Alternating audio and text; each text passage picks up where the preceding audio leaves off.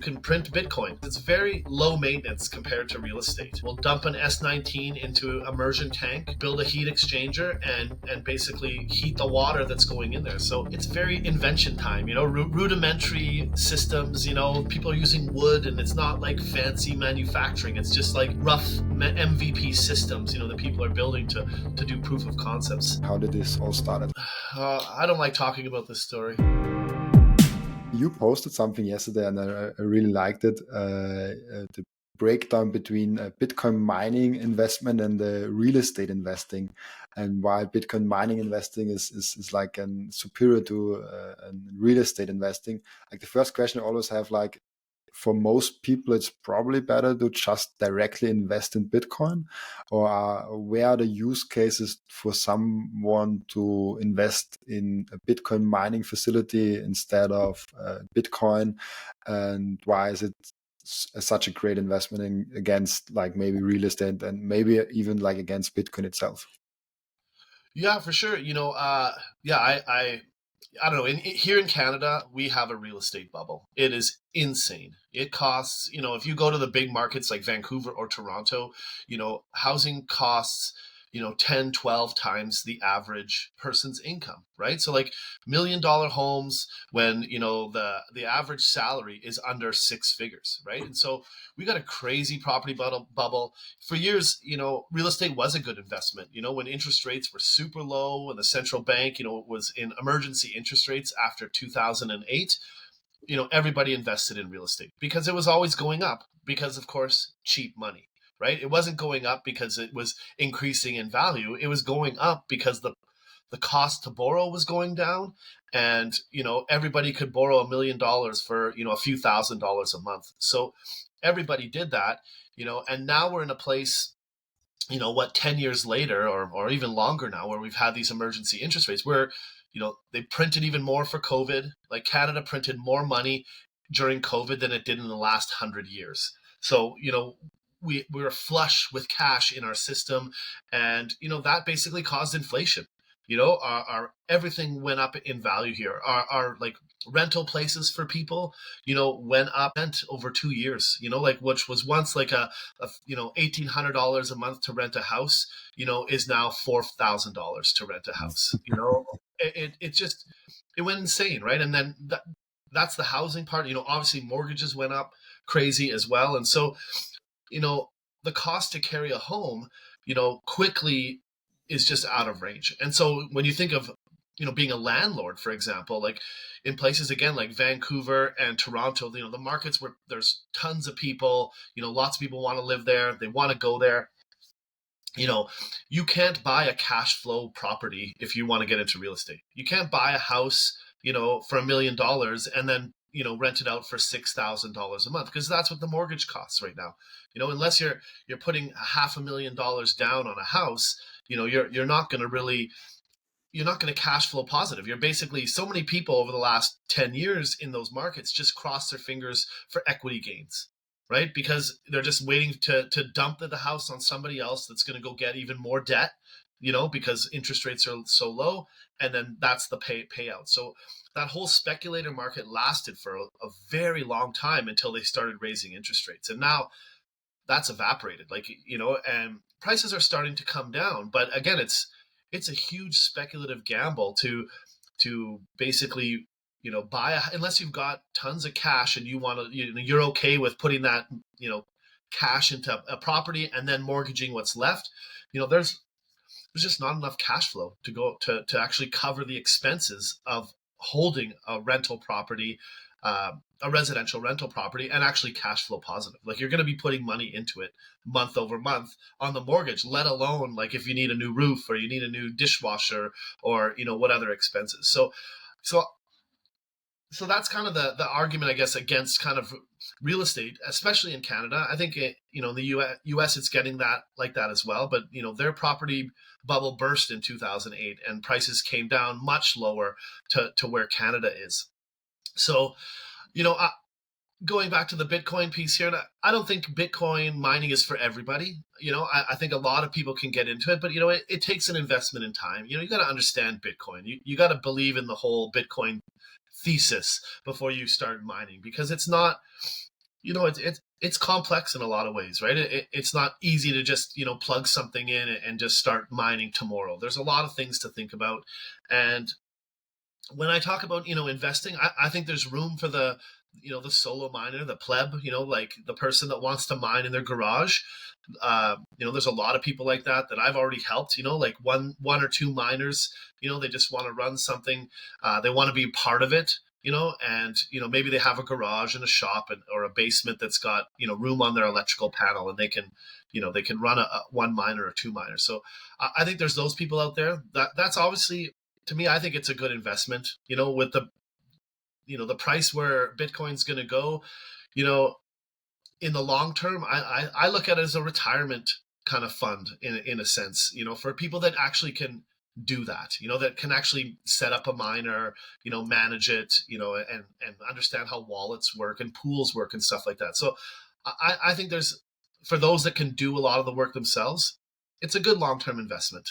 I think you're going to be producing, you can print Bitcoin, you can basically mine enough, and as the price goes up, it's Bitcoin is a savings vehicle. So to me, you're just putting money into your savings, you're building equity. And again, compared to housing, that's it, you're done. You have a miner, you got to pay your electrical bill. Same thing in renting properties, right? You got to pay your electrical bills, but like you have an electrical bill, and then miner maintenance, cleaning up, like those kinds of things. It's very low maintenance compared to real estate. So that's one aspect, I think, is those small miners. I'm working with others right now where people are starting to use it for heat, right? So there's that other aspect. I just sold an S9 miner to a guy out here that puts it in his crawl space, and he blows the air up into his house, and he heats his house, right? So he's invested in Bitcoin, but more of like tinkering, right? So the next group of customers that we tend to work with sometimes are people that want to use the heat. So they may buy, like we've got one guy, again, it's cold out here in Manitoba in the winter. It's minus 20 right now. So, you run an S19 in a shop all night, that shop stays warm, right? If it's running and you got it in a good sound enclosure, they're already spending natural gas or electricity just going into a heater to heat these spaces. So you can retrofit in a miner as long as you can get the sound down. You put it in a closure in the corner, this thing will pump out heat. And in the minus tens, it literally can keep a little 1,000 square foot shop warm, no problem. And, it pays for itself. It actually, creates money. They save money not having to run just an electric heater, a big, huge industrial electric heater that also takes 220 volt, also takes, the same amount of power, but instead you're using that power to generate Bitcoin. And so we're starting to see more of that use case where it's, you're supplementing your heating. And then those same kind of guys, we're starting to pitch more of like smaller mining operations for those types of people that have these shops. They have maybe a spare 100 or 200 square feet, and the plan would be to put like immersion miners. You can run up to like 6 immersion miners in one of these facilities. Again, use the heat, but again, a lot of these commercial properties have a reasonable amount of power to run smaller kind of mines, right? Smaller amount of ASIC mines, just again supplementing income, possibly using the heat and things like that. So there's that.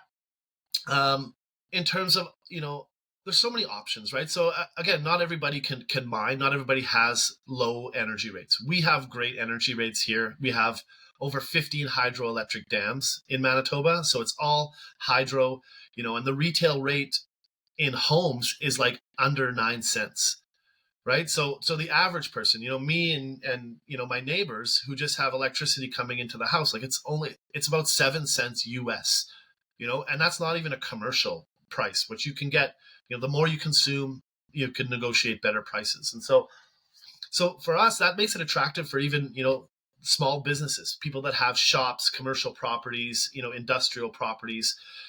They have good power contracts because they're using it already. They have power infrastructure on their properties, not for mega mines. We're not talking about, 1 megawatt mines, but like the ones that don't require $100,000 studies in order to plug in mines. So we're going after the smaller market where people can then supplement and run these smaller mines.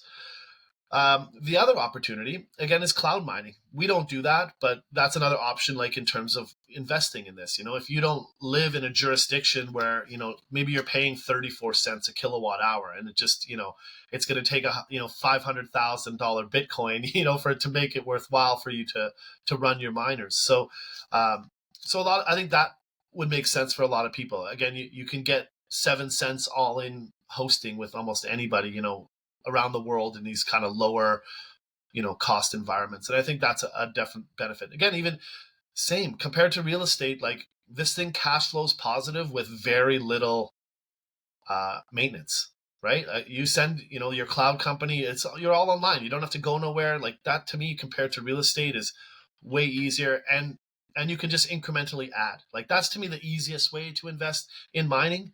But again, it takes some effort, right? It's still Yeah. not rocket science. Um, so I think that's it.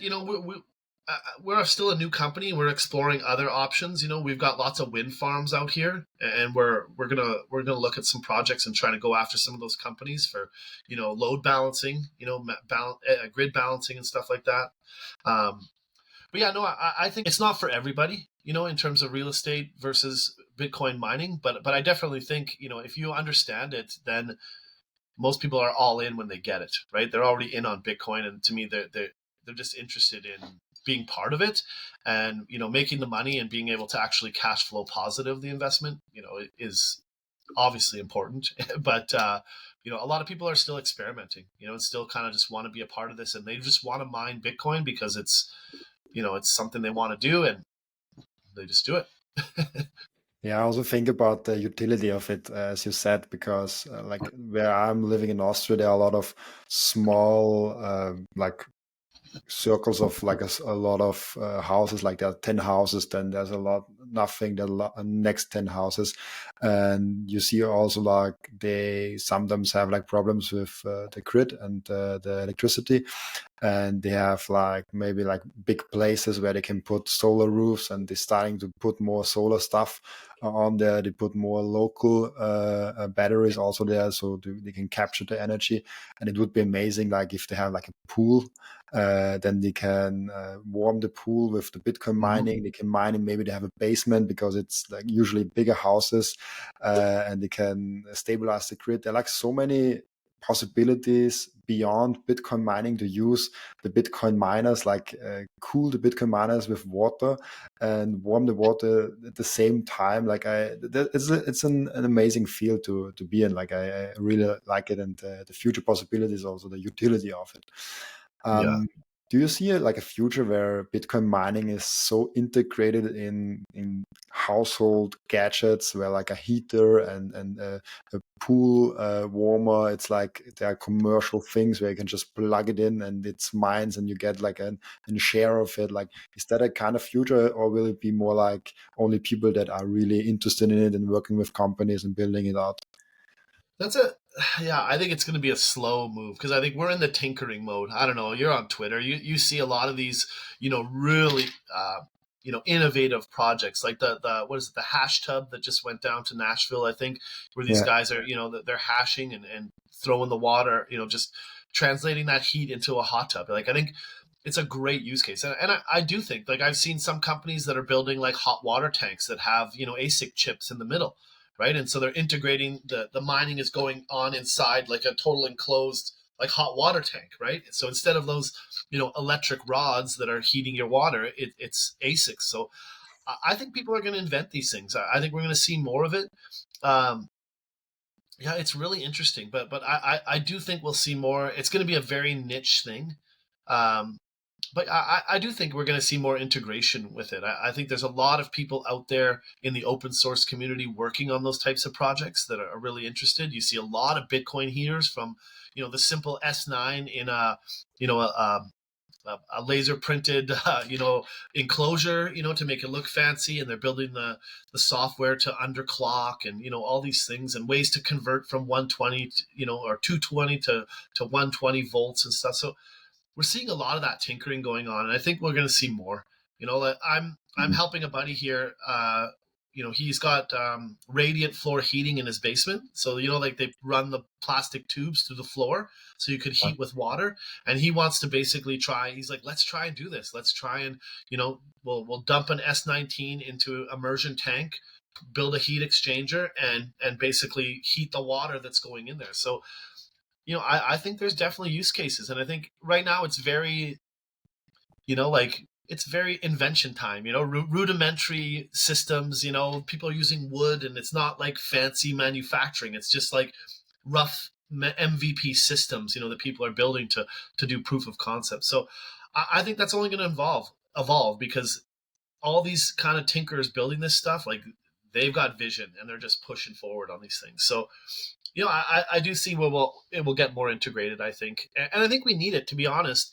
We've got so many mega mines right now, and the mega mines, are all on the radar of, the grid folks, right? Like here in Manitoba, we've got several big mines all over the province because we got so much power, but the interest exploded in the last bear market, right? When we were, when an S19 was 12,000 US, and hash price was almost 20 cents, I think, per terahash. Like they just got inundated, and our local government has now put a moratorium on new mines, right? And so anybody that wants to get a megawatt or more has to go through the utility, right, and through the grid. And so to me that poses some risks and challenges, and it's a choke point. You're now at the mercy of this crown corporation, this government owned utility. So in that regard, I think that it's a bit harder for the mega mines, and part of our business that we want to go after is more the micro mines and decentralizing the network more, right? So I think these components, these people that are building heaters in it, it provides more of that decentralization, less choke points, not these mega mines going, oh, we run 10,000 machines. That's great. What happens when the National Guard walks in and takes over your mine, right? Like those are all possibilities, right? Where they're not going to walk into every pleb's house,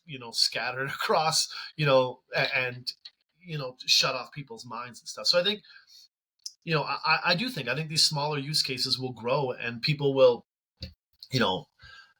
they'll find a way. They'll want to mine a little bit, and we'll just make it easy, right? Hey, buy a heater that, just plug it in and it heats, and enter your address, and here's a nice user interface, on the device, and it's pre-set up and it's turnkey. Like that's what consumers want nowadays, right? And so we're not there yet where it's, plug it in and go, but I think there's people working on that. There's a lot of desktop miners coming out too, where people are, it's a 10 terahash miner, right? It's not going to find a block, but we're getting to those things, right? Which I don't know. I think it just increases knowledge about it, gets more people in the space, and it's just evolving, so I think it's all good. I definitely think we'll see that.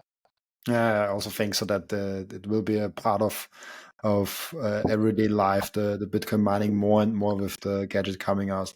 How did you get started with Bitcoin mining, or how, like, let's get a step back. Like, how did you discover Bitcoin? Was it through mining? Was it Bitcoin first and then mining? How did this all started? I don't like talking about this story, but I do. you know, so I've been a tinker. I've been in technology since like the late '90s. Like before Google, I was on computers. I was in BBS rooms and dialing What's a into the what's a tinker?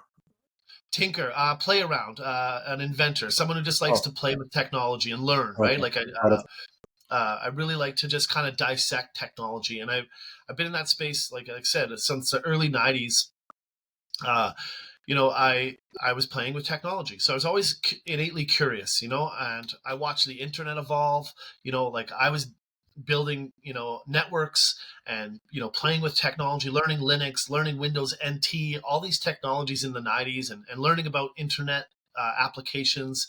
There was no SaaS applications back then. None of this web-based stuff existed, right? And so that's kind of where I started. And from there, I ended up going to college out west here, and I took electronic engineering and computer science. And so I was, going into that field just because I loved computers. And so I'm like, okay, I'm going to go into that.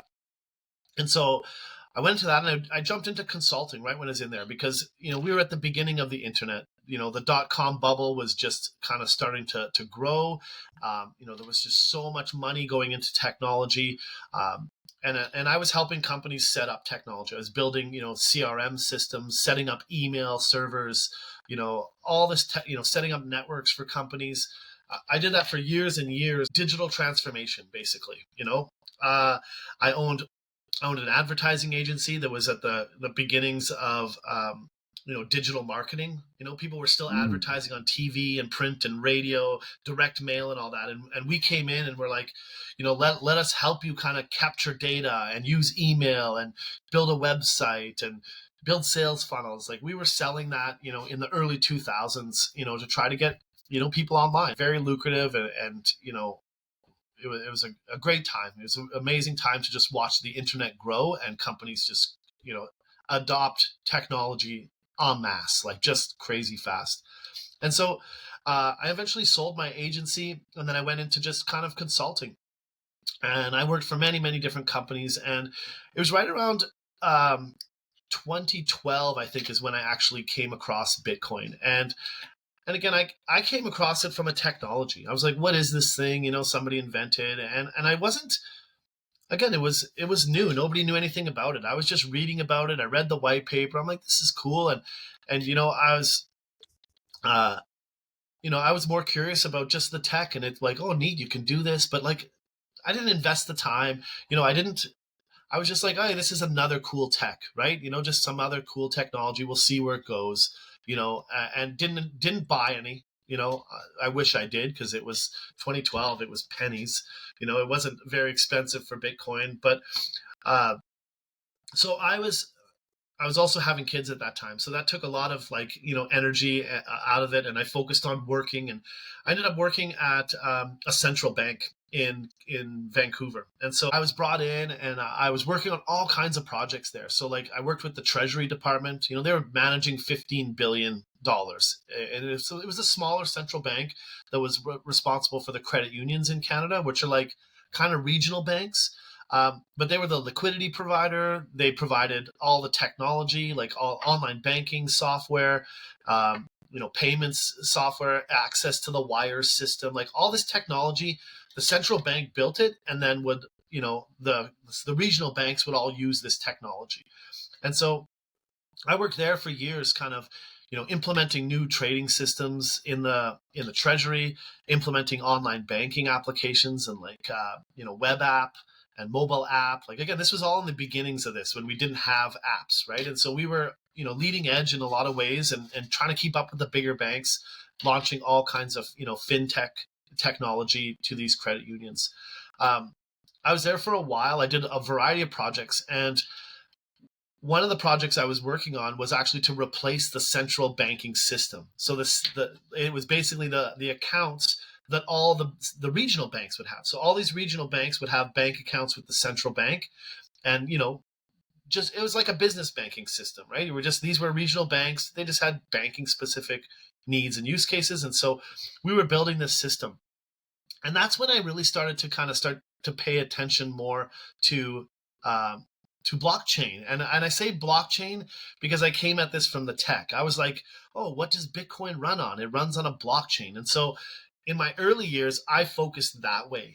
I was focused on the blockchain and the use cases for that technology. Like, I looked at it as unfortunately, I looked at it more like, oh, this is a different type of, Oracle database, right? It's different. It's like a SQL database. And that's kind of where my mindset. I wasn't thinking about the money. I wasn't thinking about investing in this. I was more like, this is interesting tech. It's very different from, the relational database we're using in this banking system that we're building, right? And honestly, it was like two different worlds, decentralized versus centralized, and so because I was in the blockchain, I was starting to play around with all the other tokens as well. I started to look at Ethereum, and I was around when Ethereum first launched. They actually called it ethereumproject.org. I signed up for that website, and then they changed that website. They closed that down, and then they got Ethereum dot whatever it is, right? And so, again, just kind of like, what is this? I would sign up to every application back in those days, just on a learning basis. What is Ethereum? I don't even know. Sign up. Let's check it out. And so I played around with Ethereum a little bit. I actually minted two tokens when I was working at the central bank. I'm like, oh, this would be a good use case for central bank. Again, way before CBDCs, central bank digital coins. And I was really just like, hey, I'm going to mint these things just to see if I can do it, right? There was no grand plan of, an ICO or anything like that. It was just kind of like, how does the tech work? And so I built two coins. They're out there, never been funded, but again, they're just, just to kind of see how easy it is. From there, I was learning a bit about Lightning. Lightning had just launched around that time as well. I think this is about 2015. My dates are probably wrong, but whenever Lightning launched, I started looking at that and I was like, oh, this is really interesting too, and again, purely from a tech perspective, I wasn't like, oh, I got to invest and dump my net worth into Bitcoin or whatever. And so then, following that, I started to pay more attention, right? And then more as Ethereum was growing, tokens were launching, right? And in the beginning, it was kind of it kind of made sense in the beginning. It was kind of like, oh, this token utility for that, this token for utility for that. But then over the course of like a year and a half, it went to like, a handful of tokens, plus Bitcoin to like 10,000 and then 20,000. It's like everybody's just minting garbage here, right? And I had at that point I'd started putting money into things, and I was I was in Bitcoin. I had bought some Bitcoin again on exchanges, right? I was using Coinbase, and we had some exchanges here in Canada that you could e-transfer money into. So it was like using those mechanisms. And then I took that technology route. I was looking at all the different tech, MetaMask and Binance, and playing with all these, these technologies that people made for this ecosystem. Invested a bunch of stuff, and then, obviously a bear market came and kicked me in the gut. I lost a ton of money on shit coins. And a lot that I was actually planning to bring into Bitcoin. I was starting to get interested into mining. Bear market hit, lost a ton of money, and then I basically it was that kind of moment where you got to be like, what's going on here, and there was, by that time, there was definitely polarizing voices. By that time, the Bitcoin maxis were starting to be out there, and I think I remember when I was more of when I was a blockchainer, I should say, I was getting into, Twitter arguments with, maxis. I was on the other side of the fence, and all this signal versus noise, right? Bitcoin's the signal and cryptos, all these tokens are the noise. And I was like, come on, there's so many great use cases. And I was like that guy, right? And then eventually, I started to pay attention to, the money, right? Starting to look about removing the state from the money. And that's when it really kind of clicked for me, when I really started to read more of the philosophical reasons for Bitcoin and not the tech, more about why we're for me to fix the money.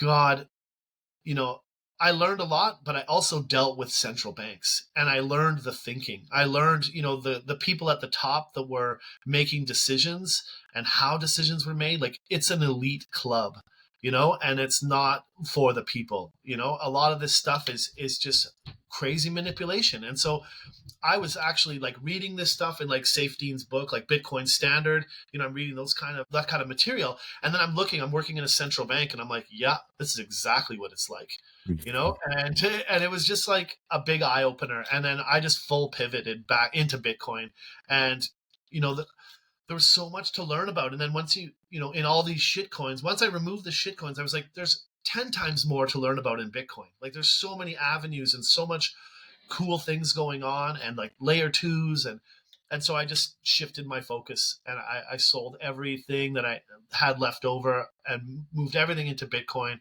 and then just kind of became Bitcoin only.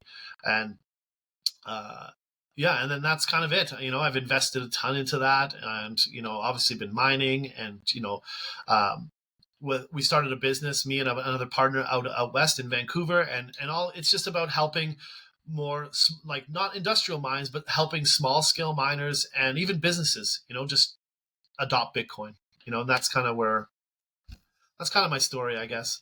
That's an amazing story. Like you should share it. That's I, I see a lot of. I posted, I think, like a few days ago, where you start with Bitcoin, then you start in as being a Mm, crypto expert, having like 20, 30, 40 coins. I see here someone with like 100 or even over 100 coins. I don't know how you can possibly track them all, and then you slowly get into really being educated on Bitcoin and getting to less and less coins. And like, I see more and more people are just pivoting back to Bitcoin only, yeah. being on that more signal and less noise space. And especially with layer two, like you also have it, you have Lightning payments, I think, as a word in the bio. And what do you think about all the layer two solutions and how basically they could replace all the altcoins with the use cases they have? Yeah, I definitely the payments. Okay, so I go back. I was consulting at the central bank. I wasn't working on it, but I was consulting on. Um, they had a payments rails. So right now, the Payments Canada, who they're working on like a real time rail. They've been working on this for like ages and ages, trying to speed up the settlement. Because again, banks, they still run COBOL systems. They're so batch based, like they're so antiquated because, again, the people running those institutions are not technologists, right? They don't understand the technology. They hardly understand their wire system, let alone Lightning and Bitcoin, right? So to me, I think we're early days in that space, and I think we're going to see more and more adoption of layer two. Bitcoin moves slower than everybody else, right? Because it's consensus based. It's not. There's no CEO that says I've decided we're launching on Monday, right? It Everything takes way longer in Bitcoin, but to me, if it takes longer, that means it's going to last longer. It's going to be around for decades, not a decade, right? And so I think we're just in the early days. I think there's a lot of use case work needed on the layer twos in terms, or sorry, user experience work that's needed, to simplify it. Running a node is challenging for the average Joe. Sending Lightning is still challenging for the average Joe. So I think there's a lot of work we need to do in that in that user experience. But I definitely think it's coming. And we'll see other layer twos.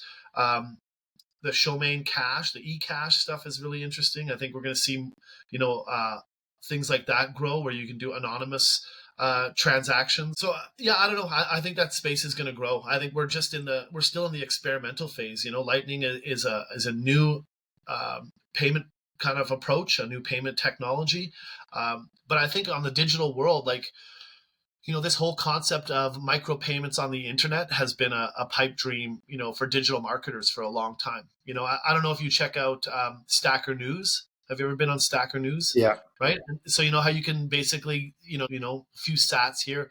I think that's what's going to be the killer app for payments and get people into this is when tools like that make it easy to use Lightning. Like you don't even know you're using Lightning. You're just kind of like zap, zap, zap, cool. And then I've got a wallet and oh, wow, I've got a balance in my wallet. So, that Reddit experience, has nothing to do with Lightning, but they're using Lightning, right? And so to me, those are the kind of experiences which will escalate this. People will use it without knowing underlying technology. Just like we have TCP/IP today. Nobody ever talks about TCP/IP, but everything we do on the internet uses TCP/IP. It's the protocol for communication. Whereas Bitcoin, Lightning, Bitcoin's the money protocol, Lightning is the payments protocol, right? And so to me, we're just learning how to apply those protocols, in our digital space. So I think they're going to grow. It's just a matter of time and because it's built on Bitcoin, right? People may have faster payments in other shit coins and stuff like that, but it all comes back to the gold, right? The gold is the Bitcoin today, right? And to me, that's the peg that really kind of anchors all of this stuff. And so people aren't going to be going and hunting for an AVAX, this and that, and this token that's going to feel like there's a small group of people that will go after those, right? Like that's why that industry exists. But mainstream adoption is not going to happen, through those types of vehicles, I don't think. I'm super excited to announce that this podcast just got the first ever sponsor. I just started the podcast out like 3 months ago, and now we have 21 Bitcoin as a partner for this podcast. 21 Bitcoin is Bitcoin only from day one, and they teach and preach self custody. This is my go to exchange when someone asks me, oh, where can I buy my Bitcoin from? This is the easiest entry for Bitcoiners. And if you want lower fees, plus at the same time support this podcast, use code Robin and click the link in the description. Yeah, and I think this is also a great point you talked about. Most people will never understand Bitcoin, but they just will use it. They have Yeah. like layer 2, layer 5, layer 10. I don't know how many layers we are building on top of Bitcoin, but they will use it in some capacity. Like maybe there is a like button on Twitter where you can just press and there's like one Satoshi sending to that user, or like streaming on podcasts with like apps like Fountain or Stack and Use. Like there's so many possibilities you can integrate and monetize with Lightning and with the Bitcoin protocol as a base layer. And there's a lot of new things coming. And as you said, we are just in the beginning. So like we are like before the 2000s Oh, in the internet realm. So that's really interesting.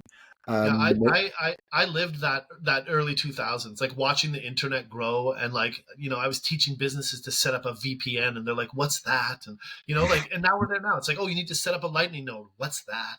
Like we're back in that same world, and just it's a whole new evolution. And I also think like there's things like where Noster's coming in and stuff like that. Like I've really been looking at Noster marketplaces. Like those are the kinds of use cases that will, and user experiences that'll bring more people, right? It's like, oh, you can build this store that's totally uncensorable, and you can pay with this, and so yeah, that's what's going to happen, right? It's going to be, and then, like, even you can log in with Lightning now. Some apps are like log in with your yeah, Lightning address, so those kinds of things, you know, if you can explain that simple hurdle, log in with Lightning, now you're in the ecosystem. You've done one kind of, activity of logging in. Now you got a wallet, you got all this stuff you can accept and you can pay. Like, if you can get that use case or that user experience, very streamlined and very simple, you're going to onboard a whole bunch of people. And then all of a sudden, boom, you've got people, with Lightning addresses, and, they start getting, like, they get sats, and now they're like, oh, I've got some, how do I spend them? Right. And so to me, that's those kinds of things, and educating people on that flow, creating those new behaviors and new habits is what's going to, grow this in the long term. that's amazing, because when Bitcoin adoption, Lightning adoption, all the things that are coming in that space is growing and growing, and you have a background in central bank, basically you worked in the fiat world. Do you see fiat ever dying off, or like do you see like maybe it's surviving 50 years, 100 years? That's a tough one. I don't think it's going to be a long time. They're going to fight, right? Like this, to me, you've got people that are in charge of the fiat that are going to fight for it, and I think we see glimmers of these in the places that have hyperinflation, like Venezuela, these places where the cash is literally in the streets, right? US, Canada, like European, like those are, I don't know, those are like our big economies, right? So how are they going to, I think it's going to be a long time. I think we're going to live in a world where we have multiple, um, vehicles, multiple currencies, um, but it's going to evolve slowly. Like El Salvador is a good example of the direction we're going in. But all these things take like black swan events, major events. It was a major event that shifted behavior. All of a sudden, everybody knows how to do a Zoom call. Everybody knows to work from anywhere. Like remote work, I was doing that. I've been doing remote work for decades. I know how to use all the tools. But it was amazing when we went remote. Like my kids, teachers at school were like blank face. They're like, "How do I run a web class?" Like they had no clue, right? But they were Yeah. forced into it, right? And we had there was a huge education on how to use Zoom and Teams and how to do remote work, and everybody was forced into that. That big event had a huge behavioral change, some for positive, some for not so positive. But But those are the types of events that really become tipping points, right? Where you have to, you shift your behavior, right? Like, you see this happens when, like up here we have a Canada Post. They're our mail carrier, right? And in the early days, when FedEx and UPS, and they were all getting on the internet, and they were shipping packages and all that, you know, our local post office and all the people went on strike, right? So they went on strike, and what that did was all these businesses that would ship product around with this Canada Post, this government kind of mail agency, all of a sudden couldn't, right? Because they were on strike. And then so that event caused them to shift their behavior. I'm going to use FedEx. Well, do you think they ever came back to Canada Post? They never did, right? They shifted that behavior. Their work processes now go through FedEx. They've integrated FedEx with their company. It's like you lost that business. That big event, changed the course of things. So governments screw up, right? And I think if we have big bank runs, or we're having bank failures like crazy, if that happens again, those types of events say, well, screw all these talking heads that keep telling me on CNBC that invest in JP Morgan, invest in me, invest in our big institution. you know their time is up. They're going to screw up, and they're going to me, that those types of events will push people into Bitcoin. It'll make them go, I want something that's not controlled by the elite, and they'll, what is that? Well, there's only one thing, and so I think the more people kind of have those experiences where they've been burned by the central authorities, and then those types of events will push more and more people in. But I think we're going to be, it's going to be a fight. It's going to be a point where people want to, those central bankers are going to want to maintain their control and authority that they have today. So I don't know. It's going to be I don't know if I'll see it in my time.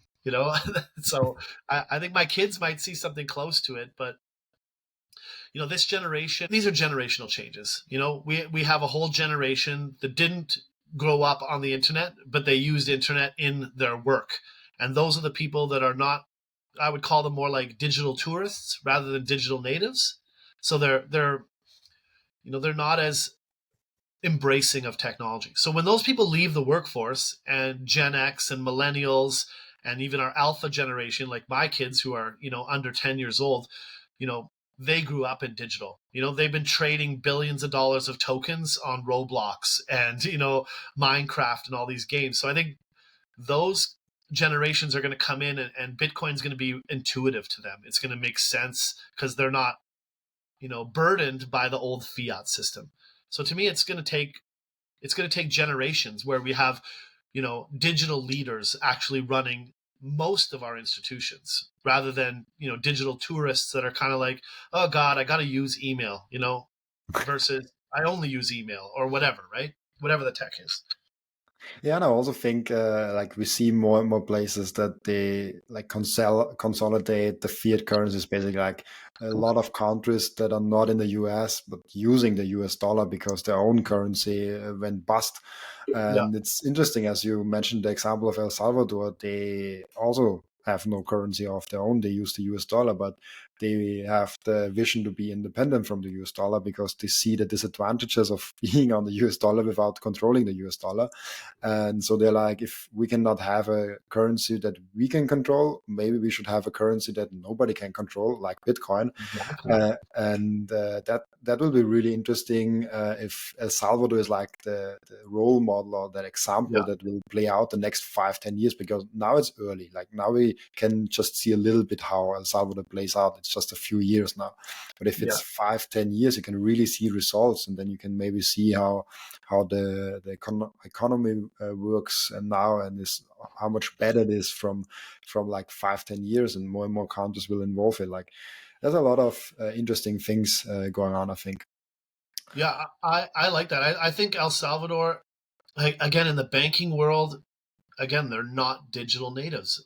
El Salvador has a digital native leader, right? He gets Bitcoin, let alone technology. And central banks, for all these financial institutions, they're all slow followers. They're slow to adopt. And I've been in there. I've been in that fight trying to convince, I remember a project I did at the central bank, and I was trying to convince them to go to like a digital trading platform. They're like, chief investment officer wanted to stay in like Excel to manage trades and stuff, right? Like he was resistant. He was an older gentleman, in his 70s, and he didn't want all this new trading technology. Actually limited them, right? He limited his decision making. He could make off the cuff decisions, whereas the trading systems that we eventually did implement, would control things. You can't, the investment portfolio was managed by the technology. No, you can't invest in those because it doesn't meet our investment policy. Oh, you can't invest in that because it goes against this. All those systems were being put in place, and they didn't want that. Like this guy was. This is again, I go back to the central banking. His behavior. He was the old school. He's probably in his 80s now. That gentleman, right? So he was the old banking. Old gray-haired men banking kind of industry, and his philosophy was like very much of like ego driven in a lot of ways. I could feel it, right? It was like he was in charge of 15 billion in cash. He decided where it went, and no systems were going to, you know, touch his process. He's doing what he wanted the way he wanted, right? And you put systems in place and you put audit in place and all those things, and they didn't like that, right? So that to me again was a big insight into like the central banking ethos of how, what they say and what they do are two different things, right? And that's again what pushed me more into Bitcoin as I learned more about money and the state controlling the money and stuff. And it was like I almost started getting angry because I actually had firsthand experience of the philosophy in those leaders, right? Like I was working with this person across the room, trying to implement modernized technology that will make the business better, will make things more safe and secure and in compliant and all these different things. And he was like, no thanks, and I'm like, what? you know until eventually the company did, like he ended up leaving because again he was just not ready for the future, which was digital banking and digital finance, back in those days where it was just starting to grow, and fintech was just a brand new thing. So I think those guys want to hold on to their control, but again, that central bank was a perfect example. Those big changes didn't happen till he was gone, right? Till a new generation came in and was, bringing uh, a digital mentality to that job where it's like, how do we automate our processes? How do we streamline? How do we use technology to make our treasury better? And so that's how I see things as well with all of this stuff is we have digital tourists running these things. You look at everybody that's running a central bank, they're all boomers and they're all like, over 65, 65 to 75 years old. And that's not a problem, except when, technology is what underpins our economic system now. And if you don't understand that, and or you come from a central mentality where it's like we want to control and track everything and audit everything and have complete control, that's the perspective they come at it from. And so they have those blinders of like, this is why we have CBDCs coming, right? They want full auditability. I want to know what you're doing, when you do it, who's doing it, with who. Like they want to track all of that stuff. And that's how they see technology advancing, because those technologies keep their control, right? So I think it's going to take generation change for us to, get rid of paper dollars, and the U.S. dollar will be the last one standing for sure. It's definitely the strongest fiat currency, and it will, like, it's the one-eyed under the blind, like I want to say. And I think also CBDCs is kind of the the try to keep the control longer and deeper. Like with Yeah, CBDCs, they have possibilities that they didn't had before, like programmability of money. You can program, you have that. Like if they collect all the data of you, and then they also have the money part where they can tie the data of you with the money. And I I'm usually really cautious with saying that, oh, they are having a bad plan. They have like a really they want to control the world. They want to control everything. Like I'm really cautious of that, saying that. But even putting those systems in place can be dangerous, because it's just a matter of time till someone comes and abuses those systems. Like even if everyone now involved is really holy and says like, I don't want to do anything wrong, and they are really good people, which I don't think they are. But if you assume everybody involved is really a good person, there's just a matter of time that someone comes around and abuses the system of having all the data and having the money part to control all of the things, and it's a scary place. But yeah, they will control it a little longer. I would agree with you. I don't think they're malicious in it. I think they're ignorant. So if again, my history of the internet and going back, in the 90s and 2000s, it was all about centralization, right? Central authorities in technology. Like, we now have a central authority of retail. It's called Amazon.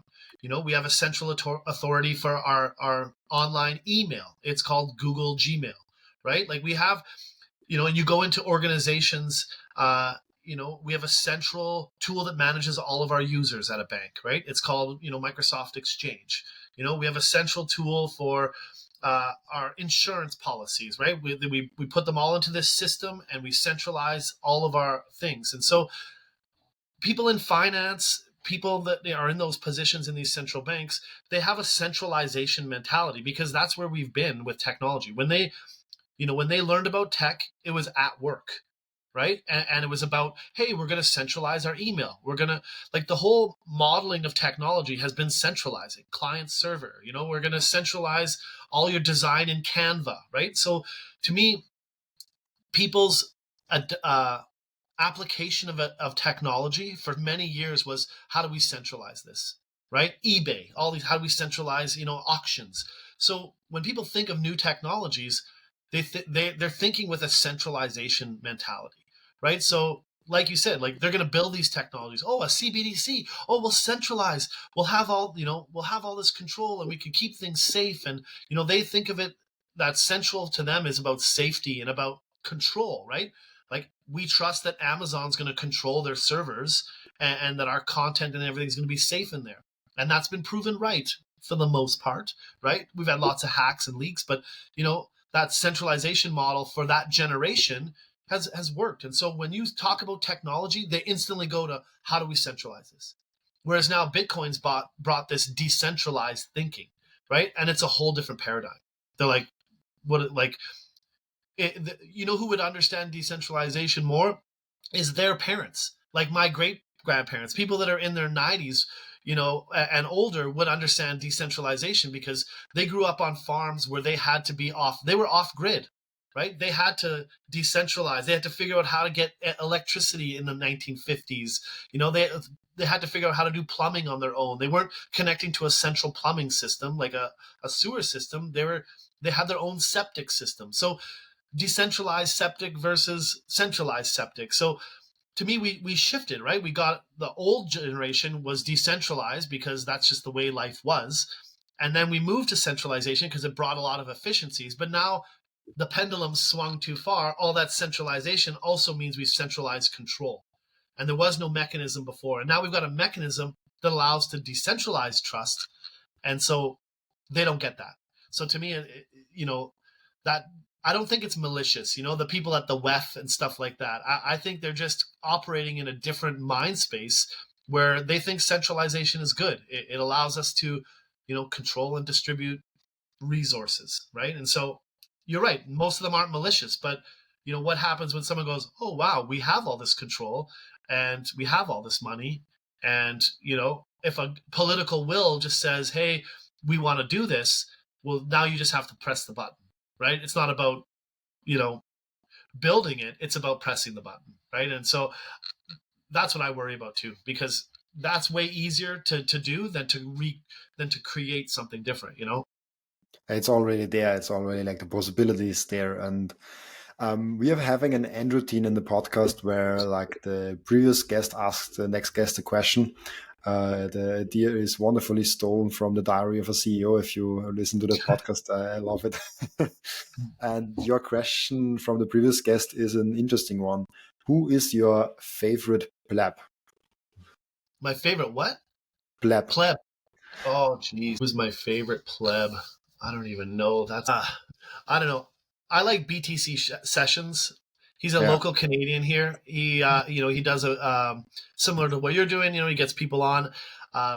He recently introduced me to somebody here in Manitoba that's in Bitcoin, and I've been connecting with him, and I just learned more about Ben. I've never met him, but I just love what he's doing.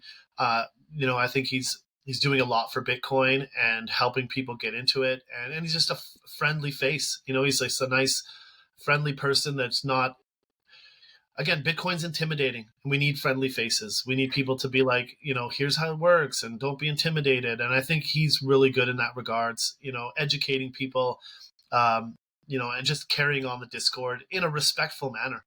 I'm not always the most respectful. I like shit posting and stuff like that. But, I think, he's definitely really good Bitcoiner out there. He is amazing. I love following him, and he will also be on the podcast soon, I guess.